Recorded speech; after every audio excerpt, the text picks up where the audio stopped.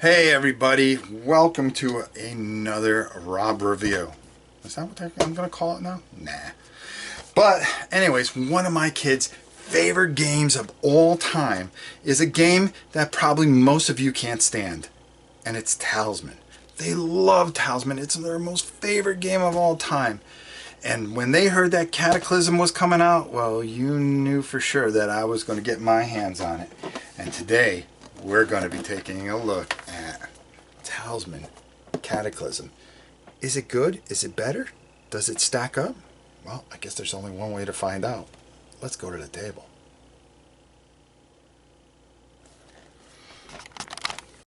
As you can see, we have a whole new board here, and it definitely changes some of the things that are going on. Now, the whole story is that this is in the future and that there's ways to go back into the past, but this is a decimated future after destruction of all the land. And it's actually a very, very cool board. It has some different things. You know, if you're used to playing this game, like the graveyard, it doesn't heal you if you're evil anymore. You just lose a life if you're good. And there's no some of the towns are just not there to help anymore. All the resources are just gone for it. You have to do everything through the cards and stuff like that. And it's a very, very dark thing. You still have the Guardian, the Sentinel that you can go up through. And of course, you're able to try to find boats and stuff like that cross over the river. You can add the expansions, and they work pretty well with the game. So it adds... This gives you a nice different feel, and the cards, which I would show you some of the cards, but I think I would spoil it for some of you and showing you some of the events and things that can happen, because when we were, the best part about it was turning it over and just realizing how many things that are there that you don't know and you're unfamiliar with, and that really adds a different dynamic to the game. Some of the characters are just really, really cool, and then some of them, well, let's be honest, they could do without. This guy here I played, which is the Black Knight, and he's okay. His one ability here is that, if you get into a space with him, you have to give him a gold, or, if you don't want to fight and you're being passive, well, you have to give him a gold or you're going to lose a life anyways. So you're just better off fighting him, and that's really not too much of a great ability. Another person is the Sage. He's pretty good. He begins with one spell. When you roll the die for your move, you may ignore the result of your first die roll and roll again. So that's not a, it's a pretty good ability. He has 2 strength and 2 craft.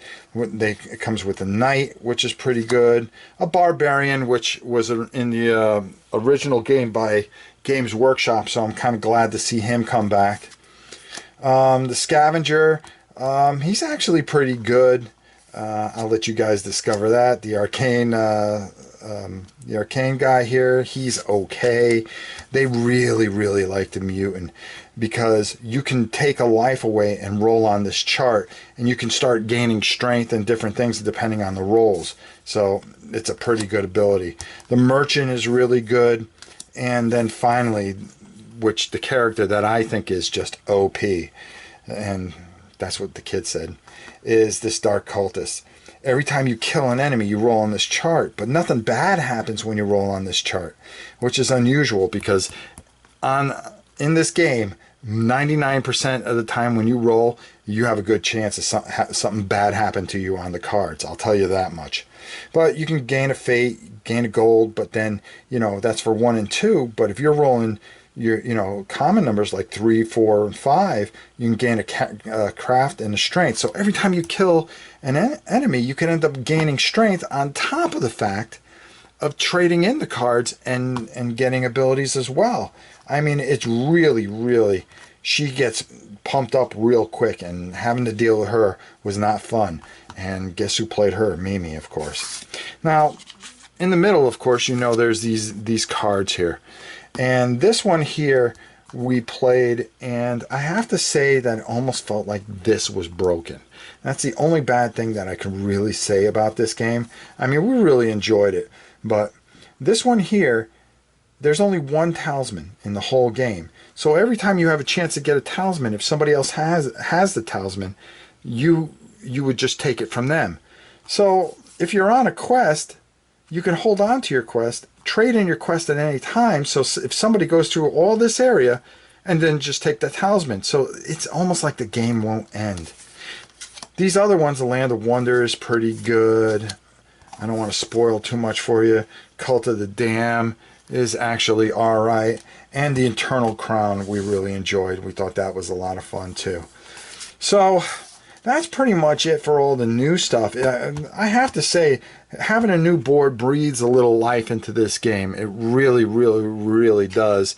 And, you know, there's really some neat areas and some things that they made some adjustment to. So, you know, and they made it good enough where that if you put the other expansions around it, you really don't lose the feel of the game with it.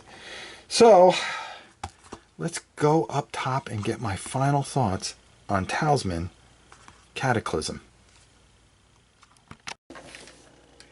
Cataclysm. Well, what can I say about it? It adds a lot, and the thing that I really like the most about it, and this is from my perspective, because my kids like to play magic users, and I just like to be a big dumb fighter and go around and kill stuff. Well, one of the things I liked in all the deck of cards and spells and stuff, there wasn't anything to turn you into a frog. Now, a lot of people like that and think that's like a great aspect of this game. But the thing that I really liked was it took that dimension out, because I was always panicking trying to get my spell points up so I can try to find a counter spell in case somebody got the I'm going to turn you into a frog spell. And that, for me, always used to dim the game. This is a very hard game, and it's unforgiving, and a lot of bad things happen to you. There's not a lot of good stuff that happens.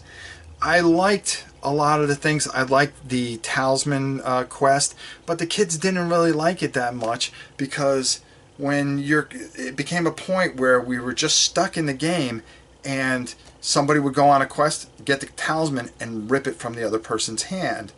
And that's what the end game was. Whoever was able to get there, whenever it said to get a talisman, you would actually take the talisman from the other person. So there was only one talisman in the game. That was not a great ending. The other endings are pretty cool, and we've had some fun with it. It's unforgiving. You can play it without adding any other boards and have a different experience. And the kids really liked it, and they liked some of the characters. The Black Knight, I didn't care for, but they really liked the Dark Priestess and the mutant, the mutation. They really thought that was a fun thing. So for us, we really liked this game. So I've got to give this game an 8 out of 10. It fits in with the rest of our stuff, and I think we can work all the other stuff in and not have too much problem. We were able to add in the Reaper, which they love the Reaper in the game, and you can add the cities and stuff like that, and it really doesn't take away from the experience of the new board. So there you go.